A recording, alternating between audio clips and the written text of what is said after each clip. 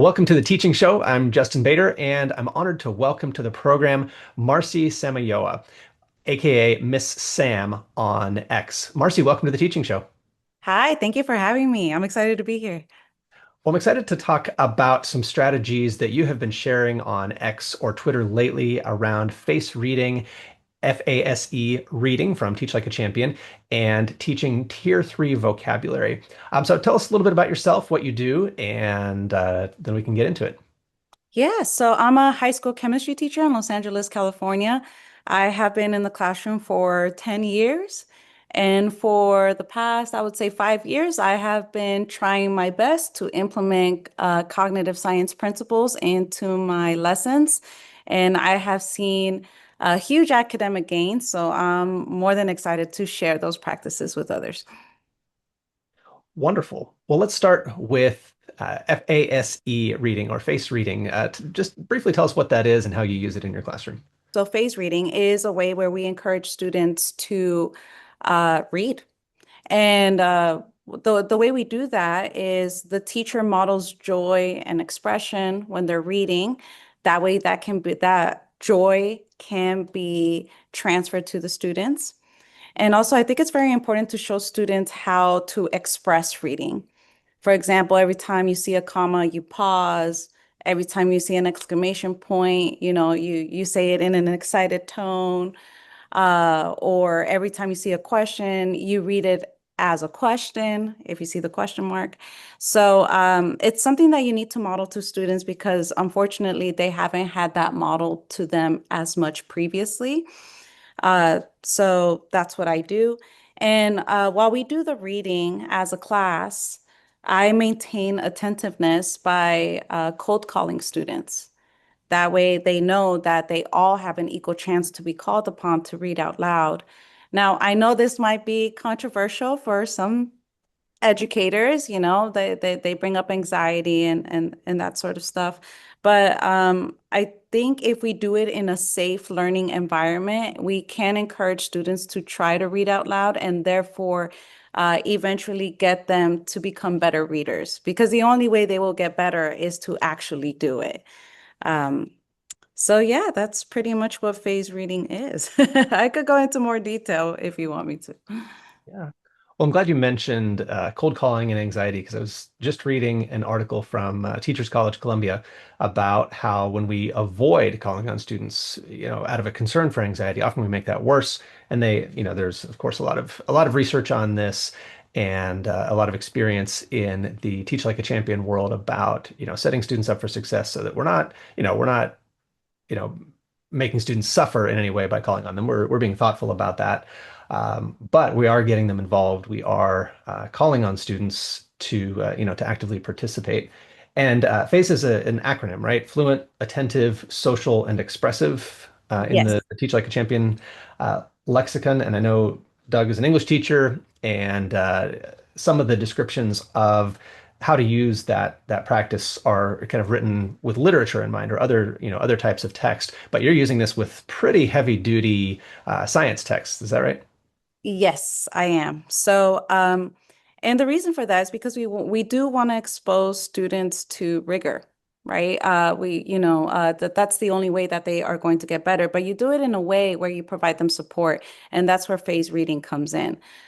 So, for example, by modeling how to read it through expression, you show students exactly what is expected of them. So when students know what is expected of them, their anxiety goes down. And then, in addition, if students still feel anxiety, what students can do, or what I can do, is I can prepare them ahead of time, right? Usually, you don't want to let students know that they're going to be called upon, right? Because you want everybody to be attentive. You want everybody to, just know that it's equal. However, when you have students with IEPs or students with severe anxiety, what you can do to calm that down is you can tell them, hey, let's practice reading this one sentence together. And let's practice it over and over and over. And then during class, I'm going to call on you, okay? And you're going to do so good because we practiced. And in that way, you can get buy-in. Now, I just want to be very straightforward. This was not my idea. I actually got it from another educator, a fabulous educator on X. His name is Brett. And he has a blog known, I think it's SOL in the Wild. Yeah, So, yeah, so that's where I learned that strategy. So, just because you're cold calling students doesn't mean that you're making them experience more anxiety. We're just setting them up for success. absolutely. Absolutely. And there was a question that I saw your response to from a British educator, Joel, he was talking about how often with vocabulary, especially vocabulary that would be very unfamiliar to students, if we're going to read through, say, a chunk of a biology textbook or an article about chemistry, like often there is very dense vocabulary. And so much of it may be new to students that we worry that like kids are going to get lost immediately if we start reading this. The fluency is going to be difficult. And there was some discussion back and forth about pre-teaching and things like that. And Joel said, if I pre-teach this vocabulary, that's essentially going to be pre-teaching the entire curriculum. So how do I do that? And then you had this beautiful response about tier 2 and 3 vocabulary that I think set that up really well. So how do you think about that issue of kind of pre-teaching versus other ways of getting students familiar with more and more advanced vocabulary, knowing that they're starting often with, without a lot of that? Yeah, so I think pre-teaching is basically just giving the students a preview of the content. And what some teachers can misinterpret that as is like, well, I need to teach the whole thing. And then I tell them, well, if you're teaching the whole thing, you're no longer pre-teaching it, you're teaching. So we really want to be careful as to how we approach that. I actually start with tier two words. I'm a high school teacher, and even my students have a hard time understanding tier two words. So I explicitly teach them that by asking them to repeat after me. That way they know how to pronounce it. I'm in Los Angeles, so we have a huge ELL population. And then afterwards, I give them a student-friendly definition. And I think this is really important. And it's really hard to do. It's not an easy thing to do. But you need to provide students with a student-friendly definition because if you don't, if you pair the word with a difficult definition, the kids are just going to check out. And then afterwards, you want to put the tier two words in context. So what I sometimes do is I give students everyday scenarios and I tell them, okay, from these list of words, which word best describes this everyday scenario? And so by doing that, you're putting the words in context instead of just having them memorize the definition because you can memorize the definition and that is an important part. But if you don't know how to apply it, then, that's where it starts to fall apart. So I start with tier two words and then I introduce tier three vocabulary through phase reading. And through the phase reading, the students get a preview as to what the tier three words are. And they're better able to understand it because now they understand the tier two words. So, that cognitive load has decreased. They're like, well, I already know what tier two words are, so I don't have to focus my attention as much on tier two words. As I'm reading, I could focus more attention on tier three. So through the phase reading, students get a preview of the tier three words. And then after we do that together, I tell them to create a concept map using these words. That way they can make the connections and they're applying the words instead of just memorizing the definitions. And then afterwards, we use it in context. So now that students have gotten a preview of tier two and tier three words and they have used it, now I'm able to use it in my lessons without overwhelming them because they already have an idea what those words are. Um, and obviously, students will forget, right? If we don't give them a chance to retrieve the information. So I include the tier two and the tier three words in a knowledge organizer. And throughout the unit, we revisit that. And I have them study through retrieval. We do independent studying, and then they study with the partner for accountability. And pairing all those strategies together, I have seen huge success when it comes to teaching vocabulary, especially in science, because science is filled with vocabulary. So when you do these strategies, you really want to focus on the words that are very, very important, and then the others just follow. Because if students understand the main words, then they slowly start to understand the other words. And so you don't have to pre-teach all of it. Just, choose the important tier two words, choose the important tier three words, and slowly as you start applying these words, you can add more. And that's how I approach vocabulary instruction in my classroom. Love it. And it really starts to chip away at this problem of, I have a word that I've defined, but all the words in the definition are unfamiliar too. So, Exactly. like, help us distinguish between Yeah. tier one, tier two, and tier three words because, I think we're concerned about, teaching the more advanced words in language, as you said, in student-friendly language with vocabulary that students already have. If we're trying to teach unfamiliar concepts, we have to anchor that in things that students already understand. So it sounds like tier one words are the words that students come in with, they use in everyday language, but tier two are a little bit more specific. All right. Tier one is words that students use in their everyday language, and they're very familiar with it, so you don't have to explicitly teach it.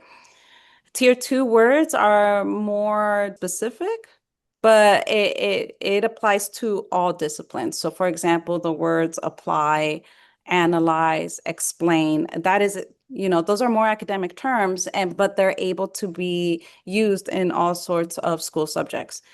Then there's tier three, where it's more specific to that subject. So, for example, if I were to identify tier three words in chemistry, it would be proton, neutron, electron, very specific to science. So, those are the differences between tier one, tier two, and tier three words.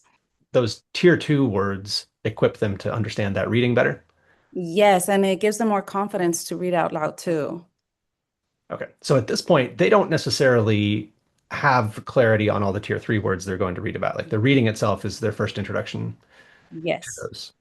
And I think that gets around some of the paradox of how do I pre-teach this when you really need to understand cells to understand what eukaryotic means? Like, how do we unwind this a little bit? So you're starting with the reading in that sense. Yeah, and again, it's just to give them some background knowledge on it. And I think what educators need to understand is that vocabulary takes time, right? There's no one activity where students are going to understand it 100% of the time because it needs to be used, throughout the unit for students to eventually master tier three words. So what the reading does is that it gives them the preview.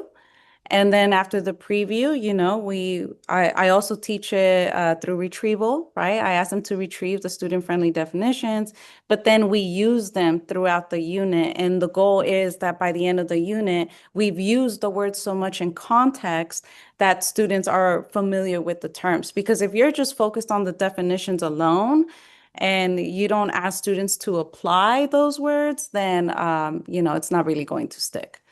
It's really important to teach the words through context. Absolutely. And then Yeah. you said that you're layering on additional meaning by having students do concept maps. Is that right? Yes. Yes, yes, yes. I'm a huge fan of concept maps. It's not an easy skill to teach. I have a whole blog as to how I address that. But once students have, that knowledge on how to create the concept map, it is very useful. I like it a little bit better than reading comprehension questions because what I found is that if you give students a list of questions and you tell them to answer it using the text, what ends up happening is that the students just skim through the text and they find a word that matches with the question and then they just copy it verbatim. Right. And you could say until you're blue in the face, you need to put it in your own words. You need to put it in your own words. And what ends up happening is that, students still try to test boundaries with that. But when it comes to concept maps, they're forced to think about the relationships between the different words. And so there's not really a way to just copy it verbatim. They really need to think about the relationships when constructing a concept map. And in addition, because no two concept maps are the same, what can happen is that you give students time to independently create their concept maps and then have them share afterwards. They have to do it on their own first, though. That's the key thing here. And then you have them share after. And what ends up happening is that their discussions are rich because they're explaining why they connected one word in one way, whereas a student connected it in another way, even though they're both correct. So it really encourages a rich discussion between the students. Marcie, thank you so much for your time on this today. If people want to learn more about your website and figure out where to follow you, where's the best place for them to go online? So I'm very active on X or Twitter. I like to refer it as I Twitter. still call it Twitter. Okay, good. So the handle on my Twitter is Sci in the Making, and my blog will be www.scientistinthemaking.com. Originally, I started that blog to help science educators, but in my opinion, my humble opinion, cognitive science principles applies to all subjects. More So broader. everybody is welcome. And if they have any questions, they can always contact me through email, which can also be found on my blog.